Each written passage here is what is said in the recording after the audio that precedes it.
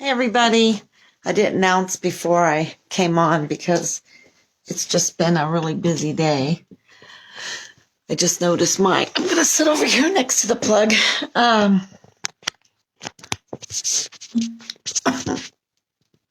Hey everybody. Hey everybody. Wow. Okay, so I'm sorry I didn't announce before I came on. It's just been another busy day. We're up here taking care of some family business.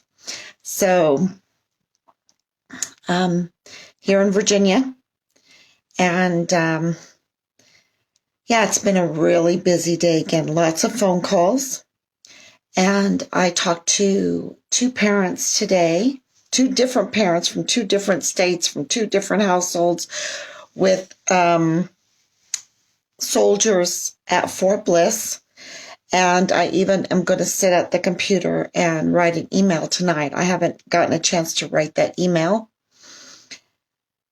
But I talked to them at length about things that were going on. And they're just confirming that there is some problems with leadership. Now, one of the things that they were telling me about that I knew about from Major General Bernabe is that they have like this new order that they have to get to know the families of their soldiers. And so even like this corporal had to call a family, sergeants have to call families and kind of get to know their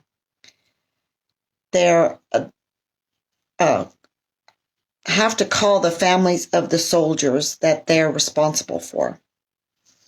And one of the parents was telling me about this phone call that she received. And, I don't know if it's a good thing or a bad thing that they call and talk to family. I don't know if it needs to be ordered that way.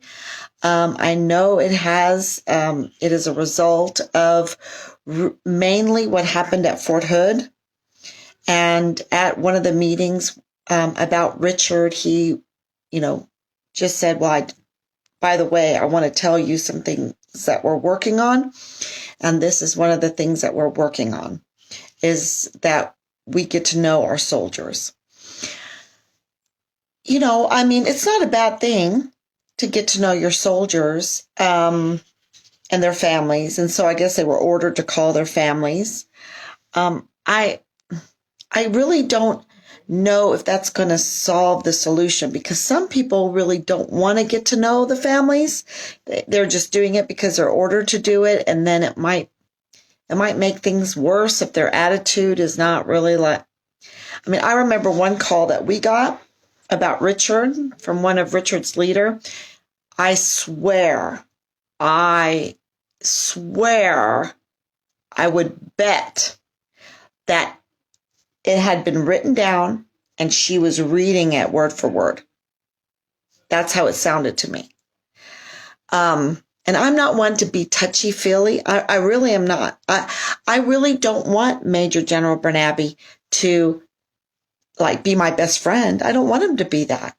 I wouldn't mind him to become my best friend. I think we have some things in common, some things that we really like, his family and my family. I think so. But that's not why we're here. We're here to find Richard, and we're here to make the world a better place, to make the Army a better place, to prevent things like this from happening. And when we do that, we garner the respect, we garner the trust of our soldiers. And by doing that, there is not the fear, and then they would come forward and they would speak up and they would tell us where Richard is. So by doing your duty, then that's where you get the respect. And right now, even with our family, I don't know if I would tell him everything. I don't know if I would tell any of them anything right now at this point, because they've handled our family so bad and our leads so badly. And really, it was, now I don't know if this is exactly how they feel. This is how I perceived it.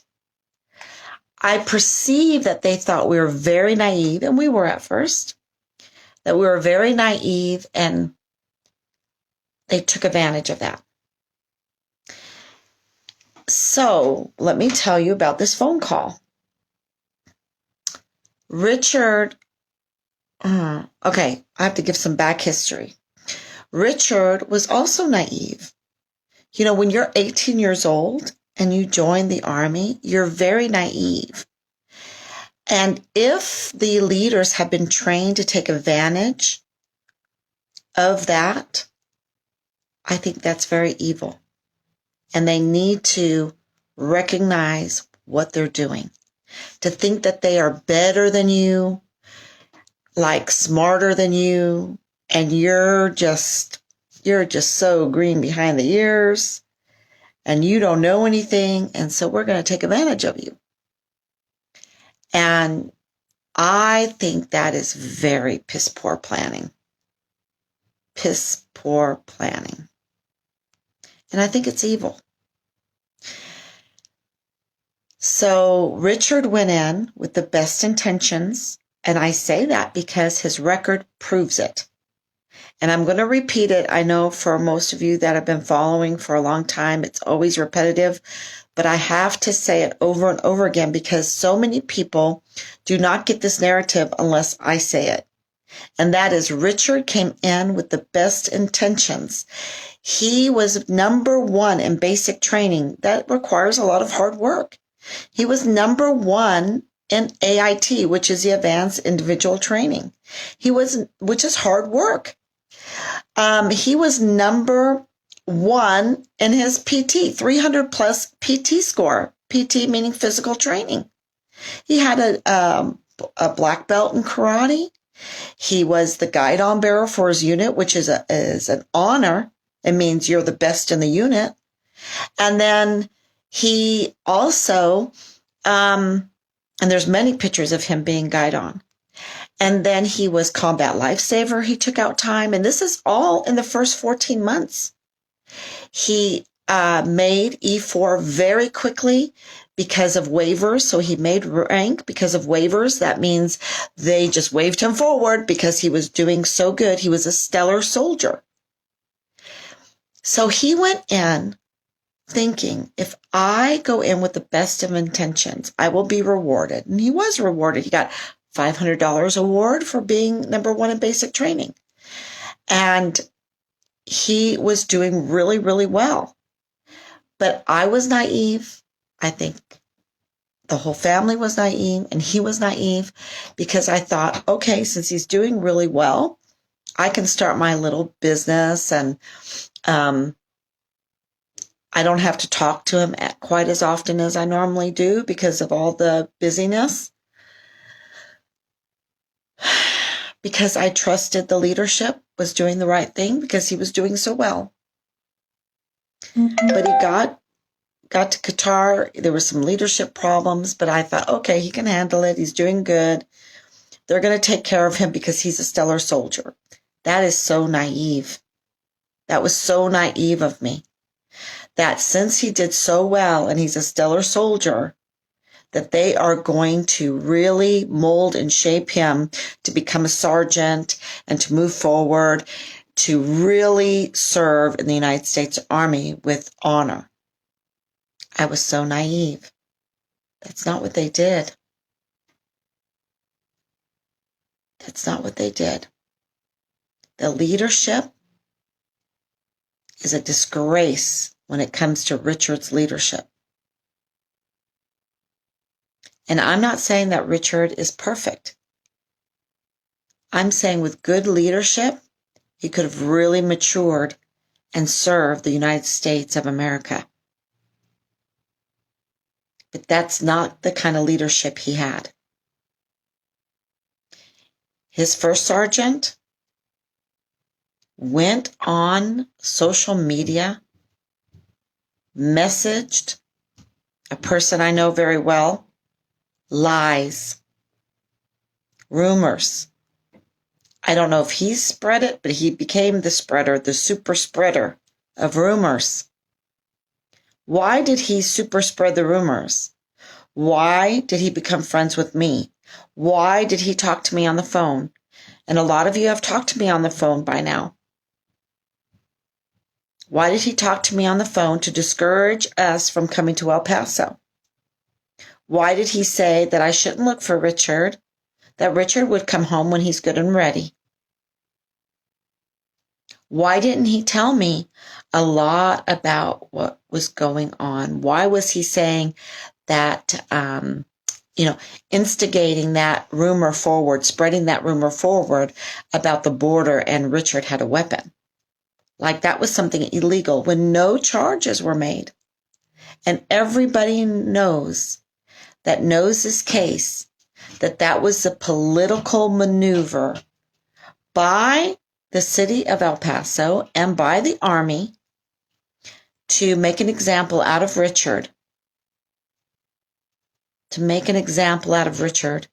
and destroy him, an act of tyranny, so that other soldiers would lockstep, would be scared, would get scared, would be frightened into doing what they're supposed to do, I guess, what the order was. Well, you know what? It's not the duty of the soldier to obey an unlawful order. And if you have this kind of bullying going on, please give me your name. I will give your name and your situation to Major General Bernabe so that he will look into it and protect you. You need to stop being silent. And I'm very grateful for these two families so that I can talk to some of the leaders and say, see, you have leadership problems. These are the leadership problems. These are the soldiers. And I will do what I can, because I don't want anyone else to go through what we've been going through. If I can prevent one or two people or one or two families from going through what we're going through, I will be more than happy to help anybody. 10 people, 20 people, it doesn't matter. Because this is hell. I mean, it's hell. Your body gets split into so many pieces because I have duties as a daughter. I have duties as a wife. I have duties to my other children, to my grandchildren. And because the Army will not follow or create any leads of its own, they won't search for Richard. We have to do the searching, which I'm going to talk about next. And only if we give them leads will they follow those leads and try to find Richard. We have been compelling them to do their duty every day. And we're trying. This is why the Washington, D.C. thing was so important to finding Richard. And the evil people that come on, that are all political, that haze me to say, well, why is this about finding Richard? Because we have been having every day to compel the military to do their duty, to find Richard, by having boots on the ground and looking for Richard and looking for leads and looking for information. That's why we have the big picture. That's why we found all the other cabal stories, the racketeering, the bullying, the credit cards, the FBI supposedly agent. That's why we've had to lead. And if we give them leads, then, and this is from their mouth, If you give us leads, then we will follow them. Really? So what we were trying to do is do an injunction. We're still doing it through the Department of Justice, which is a mess now, through to compel the FBI to do their duty, which goes down to through the CID, to compel them so that we don't have to daily compel them to look for our son, because we want to look for our son, but our son is also their soldier. And he went missing because of their bad leadership. He might be dead because of their bad leadership. He might be dead in his own country. And was he murdered by their hands?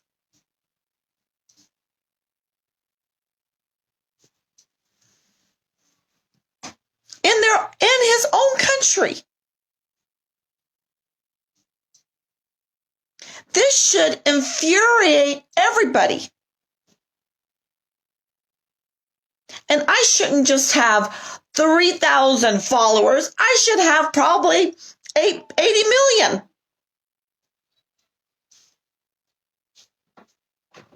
I mean, this should infuriate everybody. That a soldier, that is a stellar soldier, that goes in voluntarily with the best intentions, but because of bad leadership, is destroyed. Everything he worked so hard to achieve is destroyed. And now he might be murdered at their hands, or dead because of their failed leadership, or having to run somewhere and maybe died because of sheer fear in his own country, or maybe had to cross the border into Mexico and die at the hands of the cartel, or die at the hands of some FBI wannabe, or a drug person because of failed leadership in the army. And then we have to compel them to look for him every day to provide them with leads. And then we can't do our duty to our other children, to our grandchildren, to our parents, because we're so busy compelling them to do their duty every day. Because the DOJ is screwed up, and the FBI is screwed up, and the Congress is screwed up, and the Senate is screwed up, and the executive branch is screwed up, and they're supposed to get our tax money. They're supposed to get our student loan money. They get $1 trillion funding. Are you kidding me?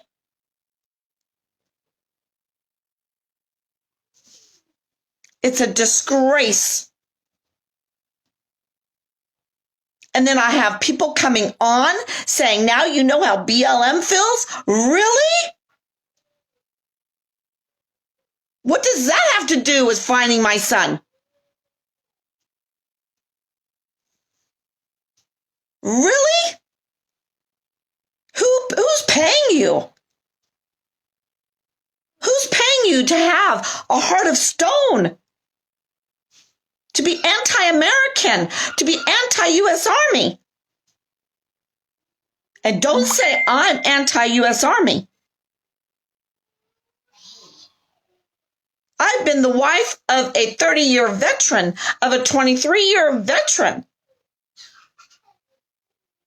I'm anti very bad leadership in the Army that makes the Army weak, that makes the Army look foolish, that makes the Army look ridiculous.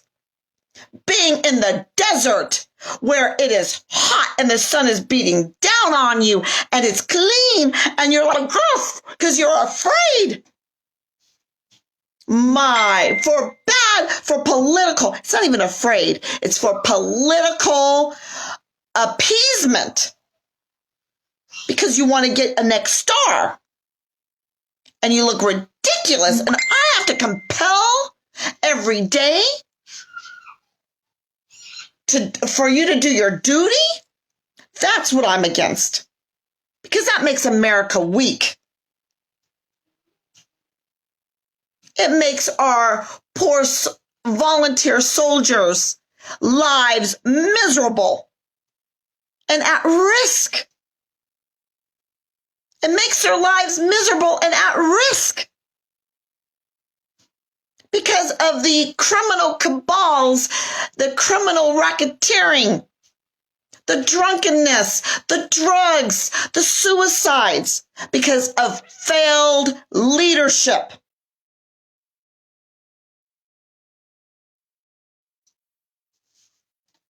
And if I say that, if I go up to DC, I have to be careful? Why? Why do I have to be careful? We are on a road off a cliff into the darkest night where there is weeping and gnashing of teeth. Who is going to stand up and stop us from falling over that cliff?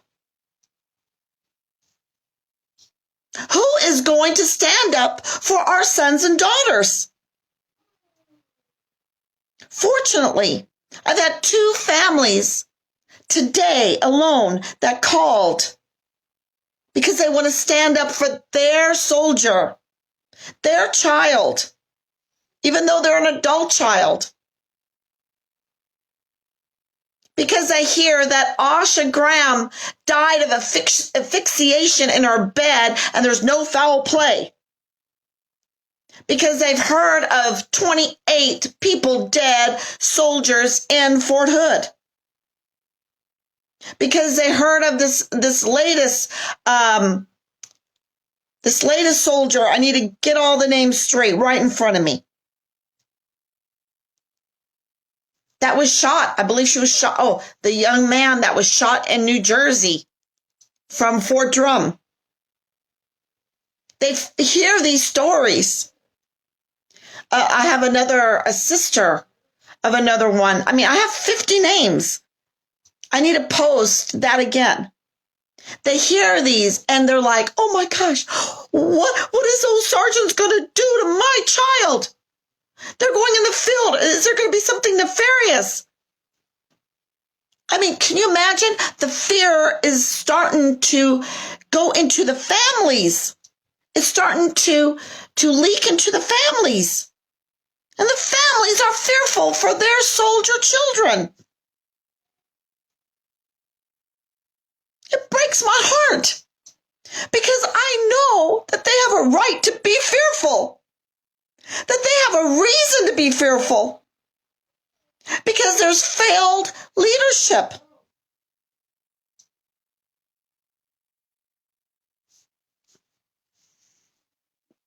It's so scary when it's your child. For me, I'm not scared for myself.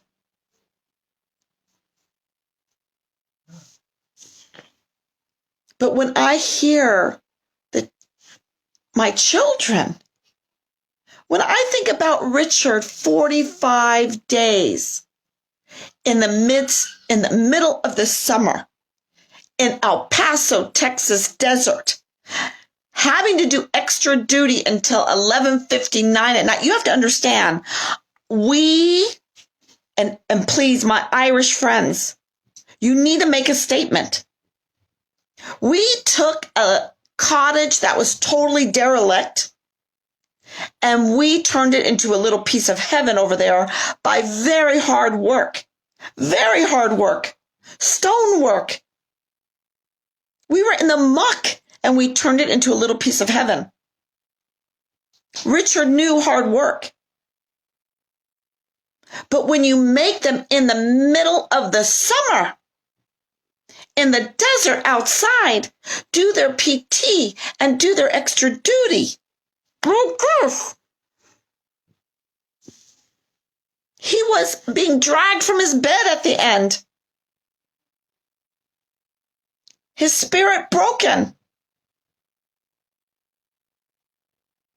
What did they do What did they do with him? What did they do? Something bad. I just know it's something bad because they never called us. And if it was the up and up, they would have called us. And they would have made sure we got that 2-week letter. They would have been on the up and up. But they're failed leaders. And I hope they don't sleep at night until they call me and tell me the truth. I hope they don't sleep. Please, God, take away all their sleep until they call us. Give them nightmares until they call us and tell us what they did with Richard. And then I can give CID a lead. Then I can give the SJA the truth and let them choke on man's law, choke on his law books. And then I can give Major General Bernabe the information that he needs. Because what did they do with my son? If they did all that to him, what did they do to him? His body. Because today, we have boots on the ground in Mexico. And there's always sightings. And we try to follow any of those sightings. And there was a sighting. No pictures. If there's no pictures, then I do my due diligence by saying, okay, follow them. Follow the lead. And he went to the American consulate to tell them about the lead. And he told us, I hope this is not the truth, but he told us that the hotline for the American consulate that you need to call if you are in Mexico, if you are in trouble and you're an American citizen, doesn't work unless you're in the United States. That's $1 trillion DOD. My goodness. And they didn't really want to believe him, which, okay, I understand that, because they didn't know who they were. So the CID called to confirm if this boots on the ground that we have there is valid. If he indeed is looking for Richard. And we know about it. And yes, we do.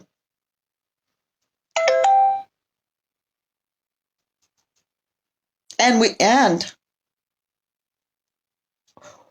they want us to give them all the information because they won't listen to our boots on the ground.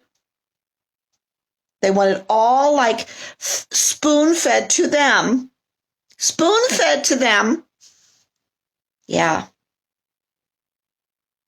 And then they wonder why we get upset.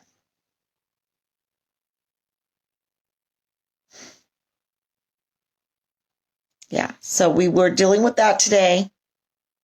We were dealing with the 2 calls today. We're dealing with people that, please, can I tell you something? Turn off your TV. Turn it off and don't ever turn it back on. Turn it off. Use your computer and put some movies in there that you know are tried and true. Watch musicals like My Fair Lady and 7 Brides for 7 Brothers, and you'd be far better off than watching any TV. Please turn off that lie box, that propaganda box, that hateful box, the mouth of Satan. The TV has become the mouth of Satan. Has become the brain, interview into the brain of Satan. Turn it off. Throw it out. I don't even know if cartoons are good. My grandchildren watch Coco Melon. My grandkids watch some live families that do some really neat little things. Some old CDs. Okay, you can keep your TV if you want to play CDs on it. I'm not telling you what to do, but I'm telling you what to do. Finally, I'm telling you what to do. Get rid of watching mainstream TV. It is the mind, the heart, the mouth of Satan.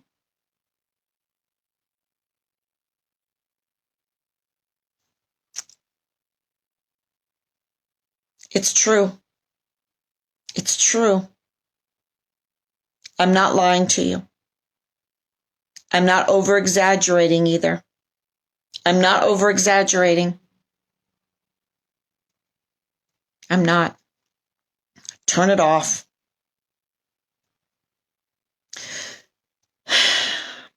And I see a lot of people, a lot of my dearest friends leaving Facebook. A lot of them. For very good reason. I never even argued a word with them.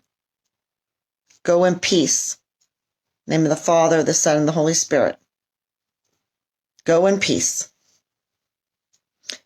And when I would go by, and I don't know if you know this, but when I was in giving my prayer candles, and whenever I just thought these were people that were so hurt. Oh my gosh. They were led into the abyss because of politics, because of the economics. Economics is so important for me because if they would just give us a free economy, people can make from baskets to big manufacturing houses.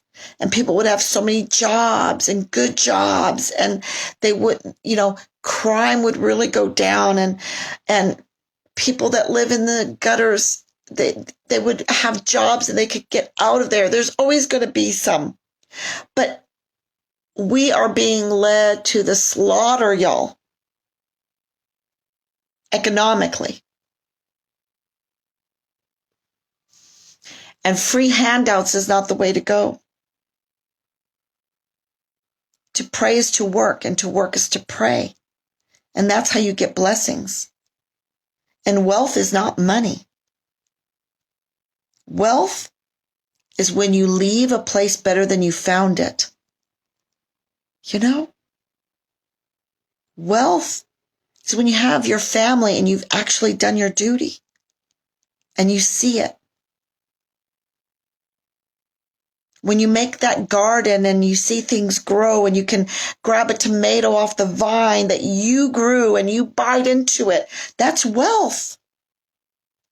Wealth is the amaryllis that you planted, that ugly bulb, and then all of a sudden it just grows into this beautiful trumpety multi-flower and you can look at it. That's wealth, is to be able to enjoy those things. To cook a beautiful steak on the grill with baked potato, that's wealth. It's not money. It's the work and what you've achieved by working. And people letting you enjoy the fruits of your labor. That's wealth. Enjoying the fruits of your labor.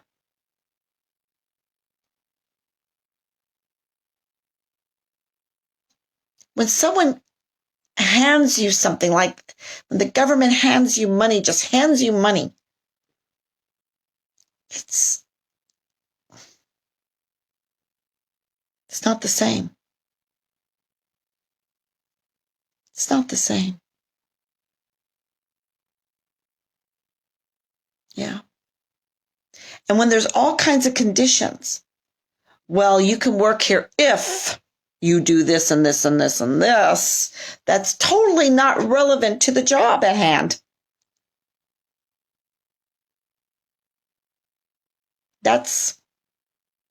And to be so frightened like these soldiers are.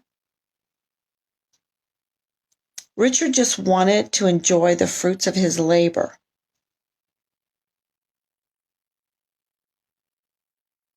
And they destroyed it. And what did they do with him? And why won't they go and look for the leads? Do they know where he's at and so they don't look? I know they were looking in the desert during Christmas. Were they really looking for him, or were they looking for something else? I don't know. I don't know. It's a big, fat mess. But like I said this morning, I've got another little plan. And I was praying a lot about it. And I get up in the morning and I get ready. Like I'm going to the office. Because it makes me, remember I was given this lotion, and when I mixed it with my perfume that I normally wear, it took me to Chanel. And all the lessons my Oma taught me, and all the things that she went through, and she never gave up. And she went through hell too. Yep. She never gave up. So that's where we're at. We're kind of rethinking the box, but today was with the CID and with the consulate in Mexico and to really nice families I got to speak to that they're really worried about their soldiers. So I have one of them, I have their names, and I'm going to collect those names, and I am going to give them to Major General Bernabe. So if you know of anyone that is suffering unjustly under bad leadership, whether they want to get to know their soldiers or not, they have to do their duty. Whether they like their soldiers or not, they have to do their duty. They have to rise above themselves because they are not themselves. They are a sergeant in the Army. They are a captain in the Army. They are a lieutenant colonel in the Army. And they have to do the duty of that rank and that position.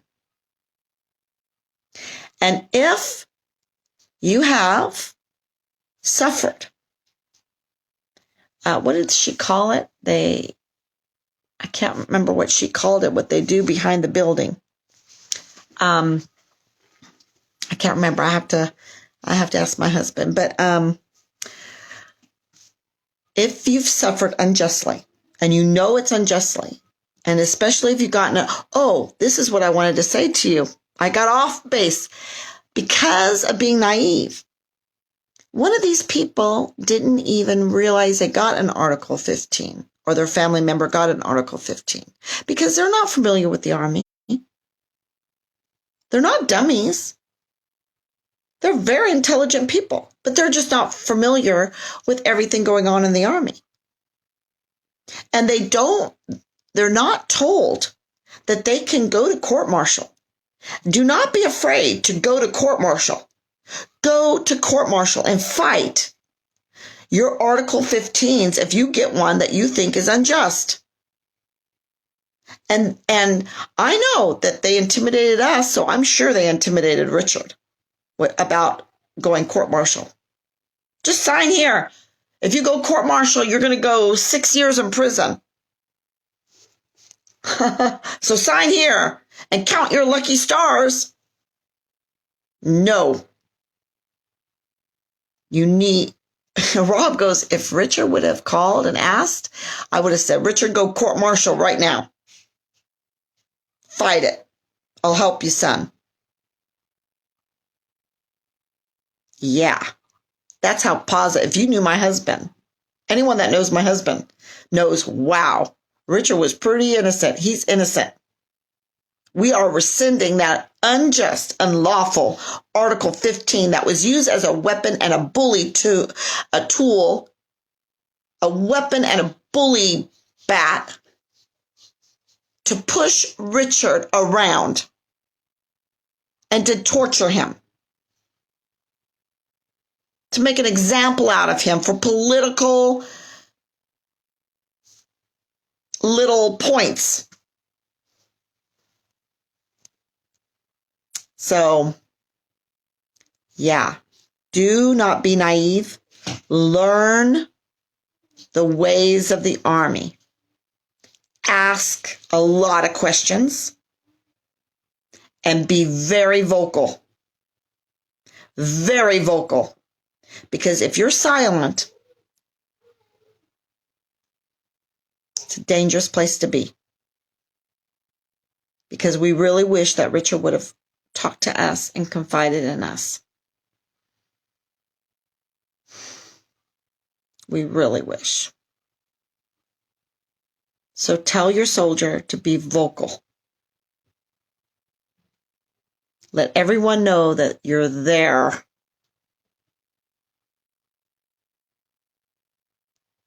Okay, everyone. I think, did I have my glasses here? Yeah. Maybe I can answer some questions. Oh, yeah, they call it smoking. Yep. They call it smoking. They call it smoking when they take someone behind the building or in front of the building or wherever they want to be. Behind the building is like shooting someone in the back. You know, it's like a cowardly act. We don't want anyone to see what we're going to do to you, you know? So get down and give me push-ups, and if you puke your brains out, oh well, no one's going to see because you're behind the building. I know. Hello to everybody. Hello to everybody. They know what happened to Richard exactly. Thank you for all your prayers. Thank you for your support. Please share. Oh, of course. Please share on everything. Share on Parler. Share on Gab. Please create a Gab and start sharing this on Gab. I'm going to get over to Parler and Gab, I think. I'm going to do that. I'm just going to put in the time to do it all. I just got to do it.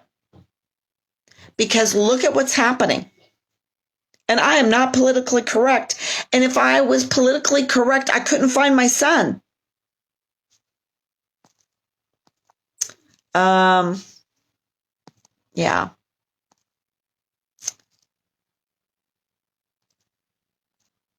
And I want to say one thing to these failed leaders.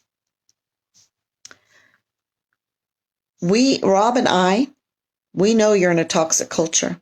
And we know that the training, the leadership that even you had was probably failed leadership, bad mentors. So that's why we're offering for information, immunity. We are going to fight for immunity for that leader that repents, that comes forward because of sleepless nights that God is going to give you. Please, by my prayers, please, Lord, give them sleepless nights, give them nightmares so that they will come forward. If it's thy will, not my will. It's thy will be done. Amen. In Jesus' name, amen. That we will give immunity because we want to know where our son is.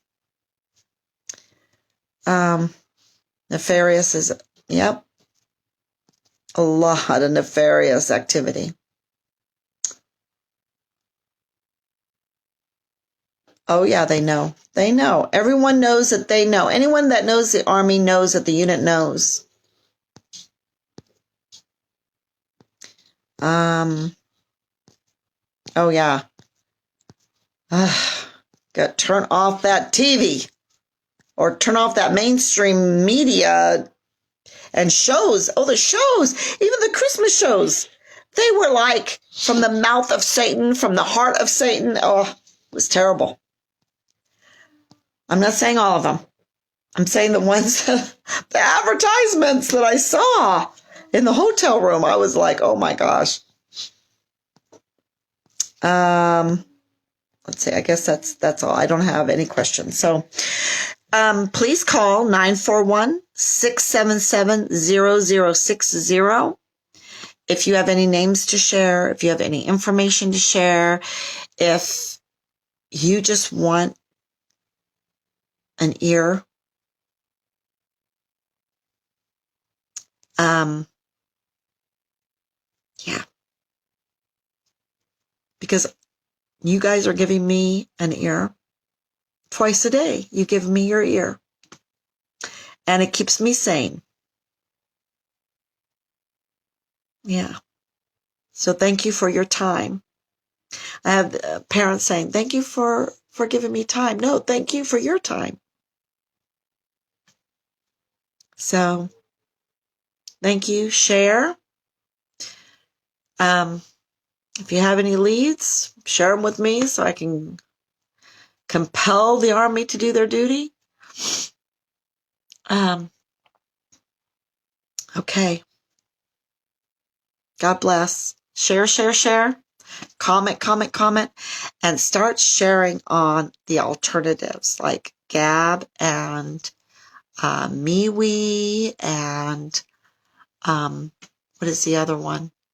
MeWe, Gab, and Parler. There might be some others. And let's open up and spread our wings. Spread our wings. God bless y'all and good night. And, in my tradition, in the evening, for evening prayer, we read the Magnificat. And I wish you all to maybe spend it's pretty short, the Magnificat, to read that tonight, because it will give you sweet dreams. It will give you sweet dreams. And you can lay your head on the pillow, give it to God, and have good rest, and get up in the morning ready to go. Okay, so that's what I'm about to. Well, I'm gonna get my grandson. I have my grandson tonight. Get him ready for bed, and then I'm gonna read the Magnificat. Love y'all. Bye bye.